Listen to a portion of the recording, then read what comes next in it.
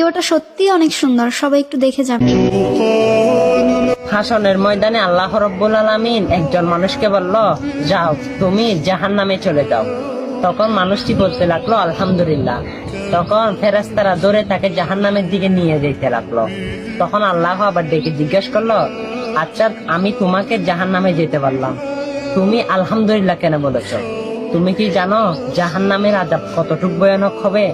তখন মানুষটি বলে, হে আল্লাহ, দুনিয়াতে থাকাকালীনও আপনার কথা শুনি নাই, এখন হাসরের ময়দানে আপনার কথা না শুনলে কেমন দেখা যায়? আল্লাহ ও ব্যক্তিটিকে বলে, আরে তুমি আমাকে এত ভালোবাসো? ও বান্দাটা বলে, আমি শুধু আপনাকে ভালোবাসি না, আপনার গোপন সম্পর্কে দুইটা কথা জানি। তখন আল্লাহ রাব্বুল আলামিন বলল, কি জানো? তখন ব্যক্তিটি বলেন, আল্লাহ, আপনার 99টা নামের মধ্যে নাকি রহমান রহিম আছে। তখন আল্লাহ খুশি হয়ে বলে,